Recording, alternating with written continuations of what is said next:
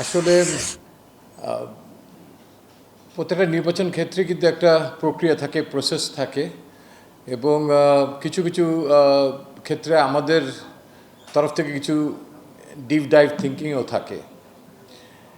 কোনো সময় হয়তো হয় আমরা দলে নেই না ফর দ্য গ্রেটার ইন্টারেস্ট। শনকে নিয়ে অনেক আলাপ হয়েছিল আমাদের শ্রীলঙ্কা সফরের সময় টি-20 দলে, বাট আমরা তখন ভেবেছি এবং মনে করেছি যে আমাদের দলের যা ফর্মেশন, যদি সব কিছু ঠিকঠাক থাকে তাহলে আসলে প্রথম একাদশে খেলার opportunity was very less, very less.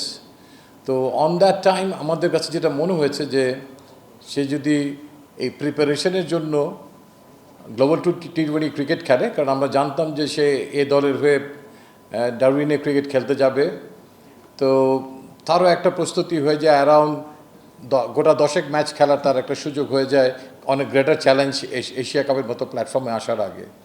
So that বলতে পারেন, সেই জন্য আমরা বলেছিলাম যে তিনি আমাদের খুব কাছের নজরে আছেন এবং তাকে আমরা হয়তো ইন্টারন্যাশনাল লেভেলে এক্সপোজারটা দিতে পারিনি, কিন্তু ঠিক ইন্টারন্যাশনাল টি-20 ক্রিকেটের পরেই যে ধাপটা, সেই ধাপে তাকে কিন্তু আমরা ইকুয়ালি, তার সঙ্গে ওরা অনেকেই সুযোগ পেয়েছে যে একটা ইন্টারন্যাশনাল ক্রিকেটে খেলার প্রতিদ্বন্দ্বিতার আমেজ, challenges and how to perform well, or কেউ পারফর্ম ভালো না করলে কী করলে পারফরমেন্সটা আকাঙ্ক্ষিত জায়গায় নিয়ে যেতে পারে, সেটার একটা স্ট্র্যাটেজি ছিল।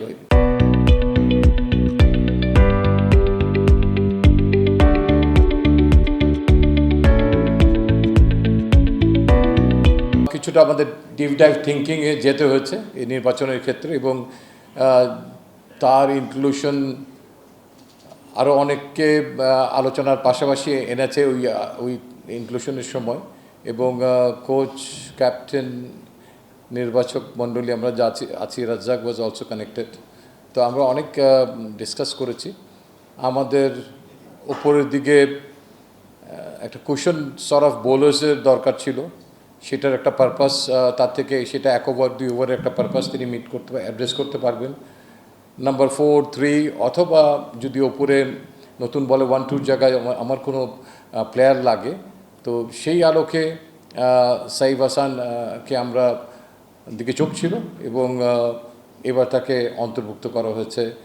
নাম্বার 4-এ খেলার একটা ভালো capable batsman, at the same time প্রয়োজনে তিনি উপরেও যদি কোনো পরিস্থিতির সৃষ্টি হয় তাহলে তিনি দলের জন্য ওপেন করার সক্ষমতা রাখেন। আমরা এরকম মাল্টিপল প্লেসে অ্যাড্রেস করার মতো প্লেয়ার অনেক বেশি খুঁজছি। আমার মনে হয় দলেও সেটার প্রয়োজন অনেক বেশি। আনফর্চুনেটলি আমাদের লাইক টু লাইক রিপ্লেসমেন্টের জায়গায় হিউজ চ্যালেঞ্জেস কিংবা পারফর্মার নেই। তো আমাদের কনফিডেন্স এবং আস্থার যে জায়গাটা, তার approach of cricket, pattern of cricket, আমরা 5-6 জায়গায়, স্পেশালি 5-6 জায়গায় আমরা মনে করি যে আমাদের একটা খুব ভালো চয়েস সেখানে। যেমন জাকির আলীর একটা আঘাত পেয়েছিল শ্রীলঙ্কা সিরিজে, সো দ্যাট সেই ব্যাকআপের ক্ষেত্রে আমরা এই মুহূর্তেই তাকে সেরা মনে করছি।